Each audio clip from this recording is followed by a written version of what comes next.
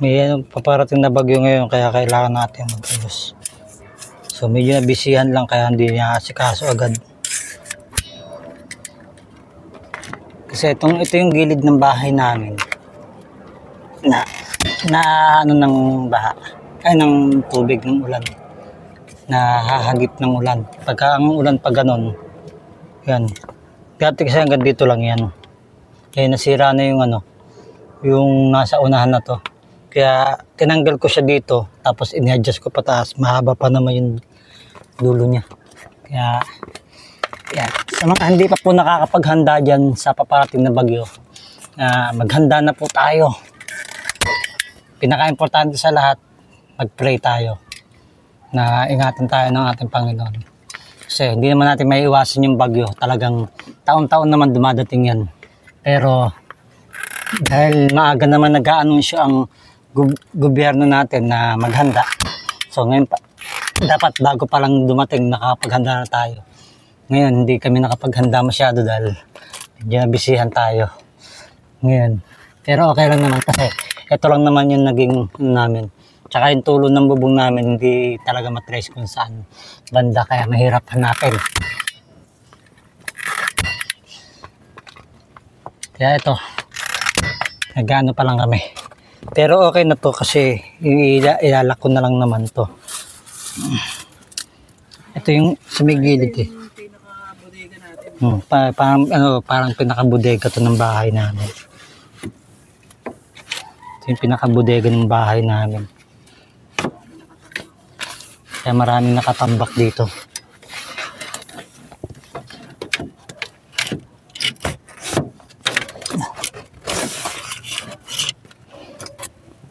Hindi kami masyadong nakapaghanda ngayon. Noon, nung naalala ninyo yung vlog ko, meron akong vlog noon na nag-aayos naman ako ng dingding. Na eksakto naman, galing kami ng church linggo. Pag uwi namin, wasak na pala yung aming dingding. Nilipad na yung dingding namin. Buti na lang hindi pa ganun kalakas yung ulan nung time na yun. Kaya naaagapan pa namin. Pero ngayon ito, kailangan namin maghanda. Ito yung mga nakaano dito eh. Ano ba to? Kapote pala to. Yung sirang kapote. Inipit lang na si Mrs. na gano'n ito. Nagprotekta nito. Isipitin ulit natin to. Terrace to dating terrace namin to. Kaya mukhang ano lang kasi. Nagmukha lang siya bodega kasi nga marami ng tambak. Kasi nga ang dami namin gamit dito na hindi na nagagamit. Open pa dito.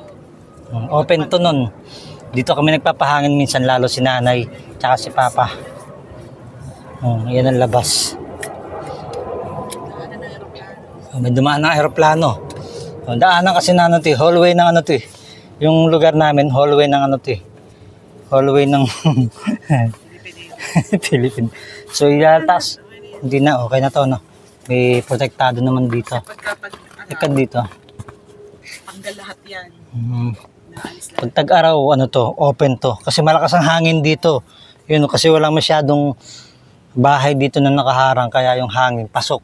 Pero doon sa kabila, sa amin, may mga bintana nga, pero maraming bahay na matataas, natatakpan yung hangin. So okay na to. Ilalak ko na lang to sa may baba kasi yung baba nito medyo ano. Hindi tayo nagsasampay. Dito rin kami nagsasampay pagka kakalaba lang. So itong mga to, mga ano lang to, mga bag. Mga bag ito. Mga lumang bag.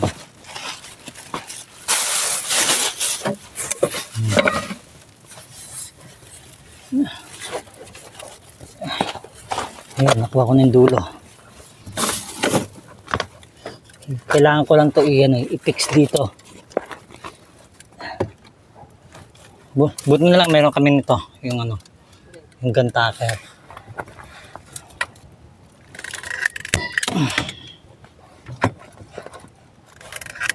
Nakapulupot siya dito nung kanina. Kaso hinila ko pabalik kasi para umabot dun sa kabila. Kaya medyo umikli. Pero kaya buti abot pa. Kaya malalak ko pa siya dito. Mahalaga mailak ko siya.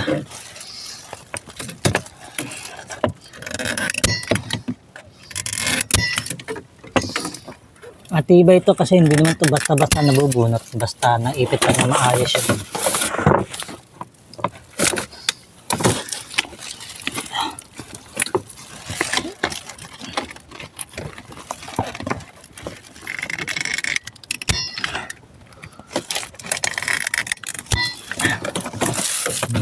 Mahalaga maipit siya.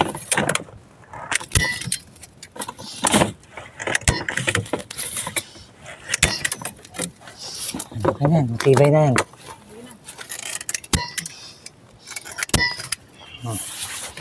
Dito, okay lang yung lumaylay ng konti para hindi masyadong napwersa ng hangin. Kasi pagka ilala ko yan at tutulak ng hangin. Ito siguro dito.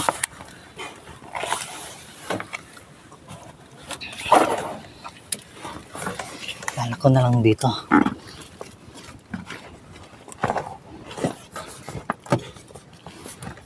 Abot.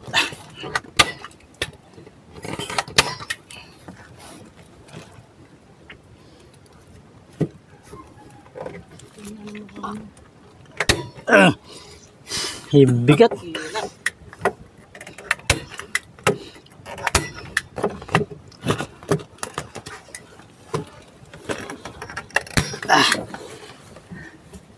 Yan na. Yan na yan. Hindi na yan papagpag. Hindi na yan masyadong papagpag.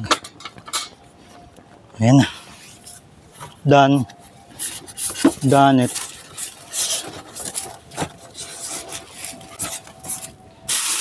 Ito yung part na kailangan ng ayusin.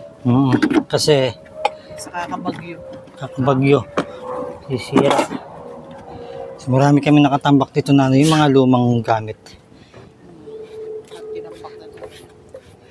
Ito pa.